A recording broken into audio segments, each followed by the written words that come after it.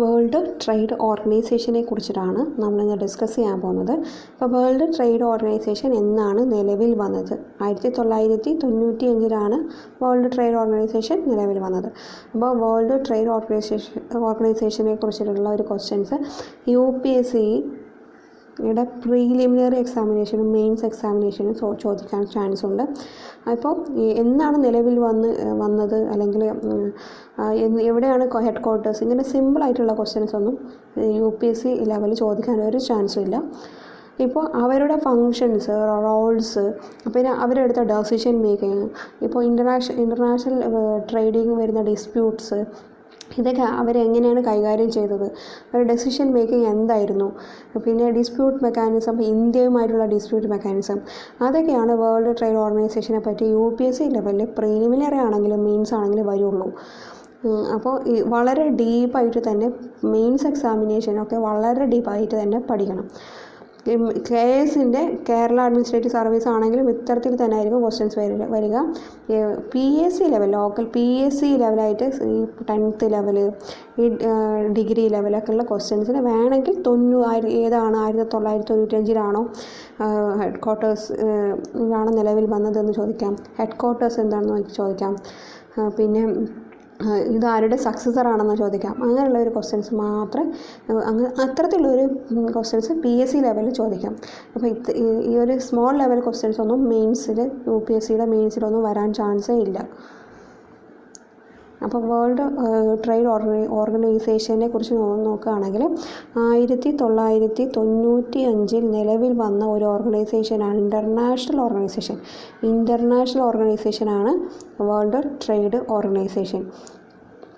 അപ്പോൾ world trade ഓർഗനൈസേഷനിൽ ഇപ്പോൾ 164 മെമ്പേഴ്സാണുള്ളത്. പിന്നെ 22 ഒബ്സർവർ മെമ്പേഴ്സുണ്ട്. അപ്പോൾ ഇത്രയും മെമ്പേഴ്സുള്ള ഒരു ഇൻ്റർനാഷണൽ ഓർഗനൈസേഷനാണ് വേൾഡ് ട്രേഡ് ഓർഗനൈസേഷൻ എന്ന് പറയുന്നത്. ഇത് ആരുടെ സക്സസറാണ്? GATT, general agreement on tariff ട്രേഡിൻ്റെ സക്സസറാണ് വേൾഡ് ട്രേഡ് ഓർഗനൈസേഷൻ. അപ്പോൾ ഈ general agreement on tariff trade നിലവിൽ വന്നത് സെക്കൻഡ് വേൾഡ് വാറിൻ്റെ ടൈമിലാണ്. ഇതിൻ്റെ മുന്നേ സിൽക്ക് ട്രേഡാണ് ഉണ്ടായിരുന്നത്. സിൽക്ക് ട്രേഡ് അതിനോടനുബന്ധിച്ച് വന്നതാണ് general agreement on tariff and trade. ഇത് ഏത് സമയമാണെന്ന് വെച്ചെങ്കിൽ സെക്കൻഡ് വേൾഡ് വാറിൻ്റെ ടൈമാണ്. ഇതിൻ്റെ സക്സസറാണ് വേൾഡ് ട്രേഡ് ഓർഗനൈസേഷൻ. 164 മെമ്പേഴ്സാണുള്ളത്. 22 ഒബ്സർവർ മെമ്പേഴ്സും കൂടെ ഈ ഒരു ഓർഗനൈസേഷനിൽ ഉണ്ട്. അപ്പോൾ ഇനി വേൾഡ് ട്രേഡ് ഓർഗനൈസേഷൻ എന്തിനാണ് വേൾഡ് ട്രേഡ് ഓർഗനൈസേഷൻ? ഞാൻ പറഞ്ഞു 164 മെമ്പേഴ്സുണ്ട്, 22 ഒബ്സർവർ മെമ്പേഴ്സുണ്ട്. അപ്പോൾ ഇത്രയും രാജ്യങ്ങൾ തമ്മിൽ ട്രേഡ് നടക്കും. ഇത്രയും രാജ്യങ്ങൾ തമ്മിൽ ട്രേഡ് നടക്കും. അപ്പോൾ ട്രേഡ് നടക്കണമെങ്കിൽ ഒരു സ്മൂത്തായിട്ട് നടക്കണമെങ്കിൽ ഇത് കൈകാര്യം ചെയ്യാൻ വേണ്ടിയിട്ടുള്ള ഈ ട്രേഡിങ് കൈകാര്യം ചെയ്യാൻ വേണ്ടി ഒരു ഓർഗനൈസേഷൻ വേണം. അതാണ് വേൾഡ് ട്രേഡ് ഓർഗനൈസേഷൻ. അപ്പോൾ എങ്ങനെയാണ് വേൾഡ് ട്രേഡ് ഓർഗനൈസേഷൻ കൈകാര്യം ചെയ്യുന്നത്? ഈ ട്രേഡ് റൂൾസ് ഉണ്ടാവും. ഈ വേൾഡ് ട്രേഡ് ഓർഗനൈസേഷനിൽ തന്നെ ട്രേഡ് റൂൾസ് ഉണ്ടാവും. അപ്പോൾ ഈ ട്രേഡ് റൂൾസ് കൈകാര്യം ചെയ്യുന്നതാണ് വേൾഡ് ട്രേഡ് ഓർഗനൈസേഷൻ. അപ്പോൾ ഈ ട്രേഡിംഗ് റൂൾസ്, വിവിധ രാജ്യങ്ങൾ തമ്മിലുള്ള ഈ ട്രേഡ് റൂൾസ് കൈകാര്യം ചെയ്യുന്ന ഓർഗനൈസേഷനാണ് വേൾഡ് ട്രേഡ് ഓർഗനൈസേഷൻ എന്ന് പറയുന്നത്. അപ്പം എങ്ങനെയാണ് ഇപ്പോൾ ഈ ഒരു റൂൾസ് വന്നിട്ടുള്ളത്, അഗ്രിമെൻറ്റ്സ് വരിക എന്നുള്ളത് നമുക്ക് നോക്കാം. ഏറ്റവും ഇമ്പോർട്ടൻറ്റ് വേൾഡ് ട്രേഡ് ഓർഗനൈസേഷൻ്റെ ഹാർട്ട് എന്ന് പറയുകയാണെങ്കിൽ അത് അഗ്രിമെൻ്റാണ് വേൾഡ് ട്രേഡ് ഓർഗനൈസേഷൻ്റെ ഹാർട്ട് എന്ന് പറയുന്നത്. ഇങ്ങനെയാണ് ഈ അഗ്രിമെൻറ്റ്സ് ഒക്കെ വരുന്നത്. അപ്പോൾ വിവിധ രാജ്യങ്ങൾ, മെമ്പേഴ്സ് കൺട്രീസ് ഒരു നെഗോസിയേഷൻ, ഒരു മാറ്റേഴ്സുമായിട്ട് നെഗോസിയേഷൻ നടത്തുക. ആ നെഗോസിയേഷൻ സൈൻ ചെയ്ത് വരിക. പിന്നീട് അത് പാർലമെൻറ്റ് റാറ്റിഫൈ ചെയ്യാം. ഇപ്പോൾ ഇന്ത്യൻ പാർലമെൻ്റ് ആണെങ്കിൽ വേൾഡ് ട്രേഡ് ഓർഗനൈസേഷന് വേണ്ടിയിട്ടുള്ളൊരു കമ്മിറ്റി ഉണ്ട്. അപ്പോൾ ഇത് റാറ്റിഫൈ ചെയ്ത ശേഷമാണ് അതൊരു അഗ്രിമെൻ്റായി മാറുന്നത്. ഈ അഗ്രിമെൻ്റ് അടിസ്ഥാനത്തിലാണ് വിവിധ രാജ്യങ്ങൾ തമ്മിലുള്ള ട്രേഡ് നടക്കുന്നത്. ഈ ട്രേഡ് സ്മൂത്തായിട്ട് ഫ്രീ ട്രേഡൊക്കെ നടക്കുന്നതിന് ഏറ്റവും യൂസ്ഫുൾ ആയിട്ടുള്ള ഓർഗനൈസേഷനാണ് ഈ യങ്ങസ്റ്റ് ഓർഗനൈസേഷനായ വേൾഡ് ട്രേഡ് ഓർഗനൈസേഷൻ. അപ്പോൾ ഏറ്റവും യങ്ങസ്റ്റ് ആയിട്ടുള്ള ഓർഗനൈസേഷനാണ് വേൾഡ് ട്രേഡ് ഓർഗനൈസേഷൻ എന്ന് പറയുന്നത്. പിന്നെ ഈ വേൾഡ് ട്രേഡ് ഓർഗനൈസേഷൻ എന്ന് പറയുമ്പോൾ തന്നെ അതിലൊരു സ്ട്രക്ചർ ഉണ്ടാവും, ഒരു സ്ട്രക്ചർ, ഒരു ഓർഗനൈസേഷൻ സ്ട്രക്ചർ എന്നുണ്ടാവും. അപ്പോൾ സ്ട്രക്ചറിൽ ആരൊക്കെയാണുള്ളതെന്ന് നോക്കാം. ഒരു മിനിസ്ട്രൽ അല്ലെങ്കിൽ അവർ ആ സ്ട്രക്ചറാണ് ഒരു ഡെസിഷൻ മേക്കിംഗ് എടുക്കുന്നത്. അപ്പോൾ എങ്ങനെയാണ് ആ ഡെസിഷൻ മേക്കിംഗ് എടുക്കുന്നതെന്ന് നോക്കാം. ഒരു ഡെസിഷൻ മേക്കിംഗ് എടുക്കുമ്പോൾ അതിലൊരു മിനിസ്ട്രിയൽ കോൺഫറൻസ് നടക്കും. മിനിസ്ട്രിയൽ കോൺഫറൻസ് നടക്കും. അത് എവറി 2 years നടക്കും. ആ 2 yearsൽ ഡെസിഷൻസ് അതിനോടനുബന്ധിച്ച് ഡെസിഷൻസ് എടുക്കും. പിന്നെ ഡേ ടു ഡേ ഡെസിഷൻ എടുക്കാൻ വേണ്ടിയിട്ടുള്ളതാണ് ജനറൽ കൗൺസിൽ എന്ന് പറയുന്നത്. ജനീവയിലാണ് ഇത് പ്രവർത്തിക്കുന്നത്. ഇപ്പോൾ ഓരോ വർഷം വിവിധ ടൈമിൽ ഈ ഒരു ജനറൽ കൗൺസിലിംഗ് നടക്കാറുണ്ട്. ഡെസിഷൻ മേക്കിംഗ് ഈ ഡെസിഷൻ മേക്കിംഗ് അടിസ്ഥാനത്തിലാണ് ട്രേഡ് ഡിസ്പ്യൂട്ട്സ്, പിന്നെ റൂൾസൊക്കെ, അഗ്രിമെൻറ്റ്സൊക്കെ നിലവിൽ വരുന്നത്. ഞാൻ ഓൾറെഡി പറഞ്ഞു 164 മെമ്പേഴ്സാണ് ഇപ്പോൾ വേൾഡ് ട്രേഡ് ഓർഗനൈസേഷനിലുള്ളത്. 22 ഒബ്സർവേഴ്സ് ഉണ്ട്. ഇപ്പം ഈ ഒബ്സർവേഴ്സിന് അല്ലെങ്കിൽ വേൾഡ് ട്രേഡ് ഓർഗനൈസേഷനിൽ ഒരു രാജ്യത്തിന് ജോയിൻ ചെയ്യണമെങ്കിൽ ഒരു സർട്ടൻ ക്രിറ്റേറിയ ഉണ്ട്. എന്താണ് ആ ക്രിറ്റേറിയ?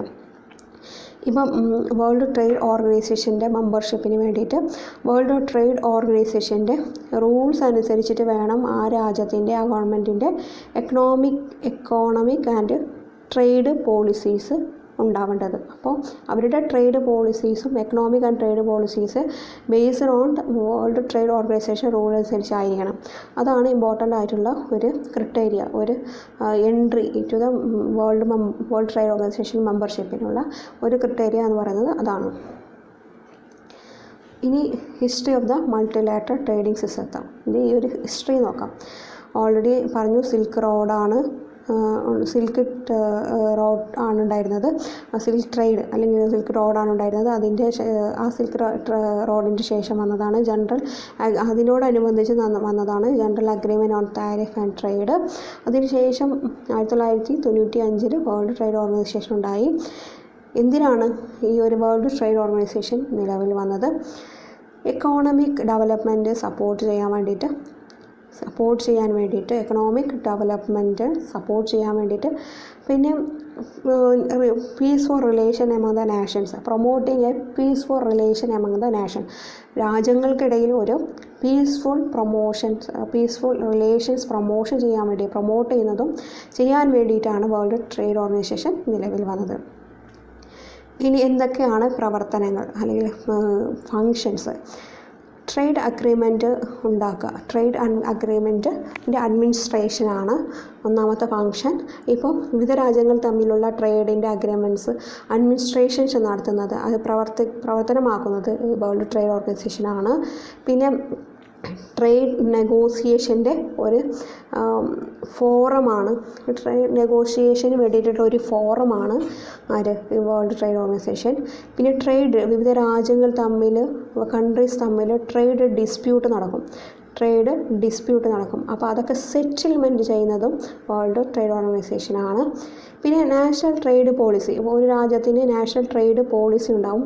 ആ പോളിസീസൊക്കെ റിവ്യൂ ചെയ്യുന്നതും ഈ world trade ഓർഗനൈസേഷനാണ്.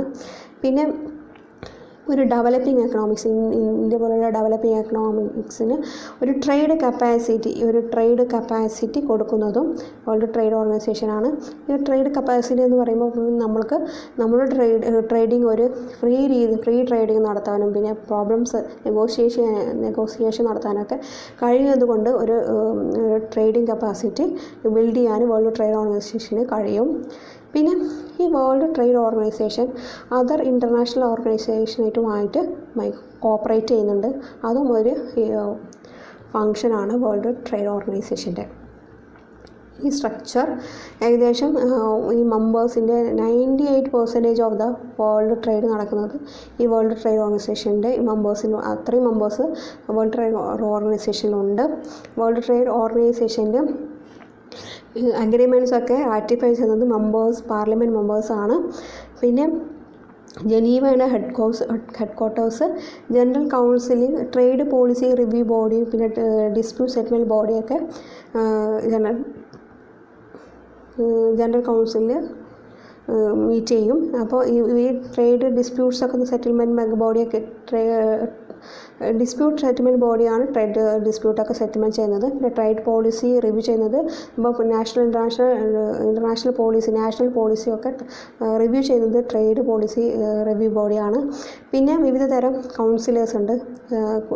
Goods council, service council, പിന്നെ ഇൻ്റലക്ച്വൽ പ്രോപ്പർട്ടി കൗൺസിൽ. ഇവരൊക്കെ റിപ്പോർട്ട് നൽകുന്നത് ജനറൽ കൗൺസിലിനാണ്.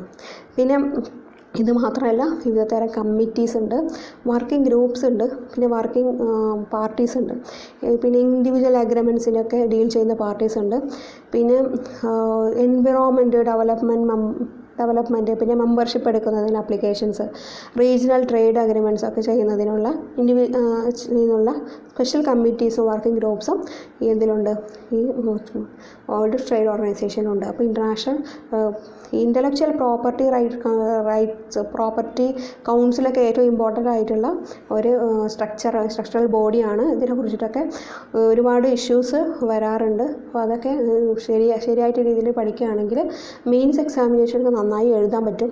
അപ്പോൾ വേൾഡ് ട്രേഡ് ഓർഗനൈസേഷനെ കുറിച്ചിട്ടുള്ള ഈ ഡിസ്പ്യൂട്ട്സ് ഒക്കെ ക്വസ്റ്റ്യനായിട്ട് വരുമ്പോൾ ഇത്തരത്തിലുള്ള ഓർഗനൈസേഷൻ്റെ ഫങ്ഷൻസും അതിൻ്റെ